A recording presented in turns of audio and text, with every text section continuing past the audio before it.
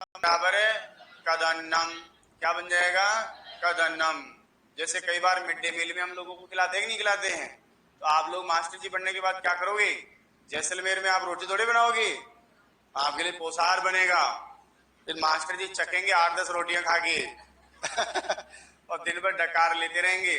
शाम को घर जाएंगे मास्टर मास्टरनी जी, तो जाते जाते भाई जी से और बनवा लेंगे।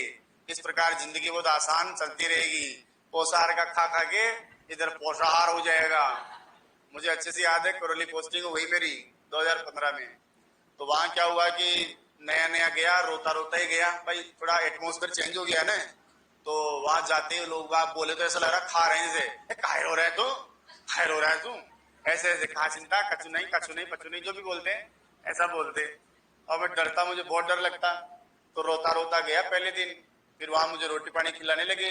शर्म के मारे पहले दिन में एक ही रोटी खाया। कुछ दुख भी था, कुछ तकलीफ भी था। अरे एक बात बताओ, लड़की का ब्याह हो गया, लड़की की उम्र 25 साल, और पहले दिन ससुराल में जाएगी 10 रोटी खा जाएगी, तो लफड़ा नहीं हो जाएगा? अरे बेटा की बहू का यही जो डाकना किया, तो मतलब बात बता रहा हूँ, घर की बात बता रहा हूँ मैं आपको।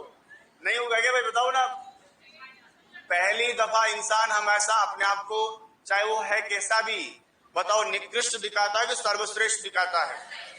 लड़की पहली बार ससुराल में जाएगी, चलेगी इतना शालीनता से, जाने तो सीता मैया ही आई जे बैठने से लेकर उठने से लेकर कामकाज को इतना बढ़िया तरीके से करेगी माँ जी 2-2 बार बोलेगी, अच्छी माँ जी। फिर तो बोलेगी माँ की बाद में तो लेकिन पहले तो माँ जी करेगी। तो ऐसे ही मैं भी गया, जयपुर से विदा होके गया था, एक प्रकार से पाल की गई मेरी। पहले दिन शर्म के मारे और दुख के मारे दोनों का संयोजन था। एक रोटी खाया, फिर धीरे धीरे लोगों ने समझाया नौकरी तो करनी है, वो भाई सब करनी पड़ेगी। फिर पता चला कि लोग अच्छे थे, वहां बुरे लोग नहीं थे। वो तो क्या है कि मेरे घर वालों ने पहले बोला डांग में गाय चढ़ावा जाता बेटा, तो डाकू लूट लेता। जो मैं तो घबराया हुआ गया था ऐसे, वो अपने को भी लूटेंगे, पता नहीं कहाँ से क्या काटेंगे अपने। बाद में फिर लगा कि नहीं यार तो अपने जैसे लोग हैं, बहुत प्यार प्रेम भी रखे हैं। तो फिर धीरे धीरे 5-7 दिन गुजरते गए। अब भाई जी से भी हालो हाय नमस्ते हुआ। अब रोटियों की संख्या 2-3 तक पहुंच गई। धीरे धीरे महीना 1.5 महीना गुजरता गया। बातों ही बातों में रोटियां कब 5-6 हो गई पता ही नहीं चला। 6 महीने बाद तो समझ लो कि खाना खाते खाते पेट भरता ही नहीं था। फिर तो ये सोचकर रुकते थे कि यार 10 खा लिया अब रुक जाता हूं मैं। सच बात है। कारण क्या था कि जो पोषार का अन्न था, ऐसा नहीं कि सब जगह गलत आता है, लेकिन कभी कभार ऐसा वैसा अन्न आ जाता है जिसमें ऊर्जा नहीं होती है, तो उसको खाए जाओ कोई फर्क ही नहीं पड़ता। और खाने के बाद देखो उस अन्न की खास बात, हम रुकते कैसे कि यार 10 खा लिया यार अब तो रुक जाते हैं। पेट भरने से मतलब है पेट भर गया नहीं, 10 खा लिए रुक जाते हैं। और वो बाई जी भी टेढ़ा टेढ़ा देख रहे उठे पड़े ने। फिर क्या होता सर, 10 खाने के बाद में जैसे ही खाते तुरंत जाते, तुरंत ही इनपुट के साथ आउटपुट बहुत नेसेसरी हो जाता था। तो आदत में हो जाता, खाए गए खाए गए। अब कई बार क्या होता है कि होली का त्योहार आ गया, दीपावली आ गया, 15-20 दिन में 1 महीने में घर आते। तो घर आते क्या होता, बेचारी मैडम भाई बाहर नौकरी करते हैं, पता नहीं कैसा खाना खाते, बढ़िया वाला खाना बनाती, एकदम बढ़िया सेकती, बढ़िया अच्छे से रोटी बनाती, दही छाछ डालती उसमें, फिर खिलाती, खाओ जी। अब हमारे तो भाई साहब अनुकूलित अनुक्रिया का सिद्धांत, हम तो खाते जाते। तो जैसे ही मैडम ने खाना खिलाया, मैंने कहा मैडम मैं आता हूँ थोड़ा सा भोजन। अब हम लोग जाते जैसे बाथरूम के बाहर जाके, फिर एकदम से सोचते आज तो पोसार खाया ही नहीं पढ़ने तो आज को जा रहे, फिर वापस लौट के आ जाते, बोले आज तो अच्छा भोजन तो आप लोग भी इसको खाओगे और वादा है मेरा तुरंत जाओगे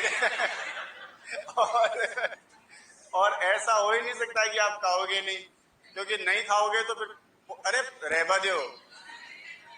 मुझे सिस्टम का पता है, 10-15 दिन 1 महीना नहीं खाओगे शर्म के मारे, फिर धीरे धीरे जिस दिन एक दिन बैठ गया ना मामला, फिर आप सोचेंगे काहे का खाना बनाना, सब्जी लाओ और ये बनाओ वो बनाओ, झमाझम चलेगा। फिर तो सुबह से एक ही बात कहोगे, बनगी खाई, अरे बनगी खाई कह रहे रहने दो, रूम लेके मैं जानता हूँ मैडमों ने तो बंटाधार कर रखा है शिक्षा विभाग का। ये सच बात है। पता नहीं क्या, अब सरकार भी देखो वसुंधरा राजे मैडम ने 2 साल का सीसीएल वाला प्रोग्राम चालू किया, चाइल्ड केयर लीव। चाइल्ड की तो केयर हो रही है कि नहीं हो रही, मैडमों की केयर अच्छी हो रही है। और सरकार का शिक्षा विभाग पूरा का पूरा जर्जवस्था में पहुंच गया। आप खुद ही देखो 50% कर्मचारी महिलाएं होती। मैं इसलिए नहीं कह रहा कि मैं पुरुष हूं, मैं असली आकलन बता रहा हूं आपका।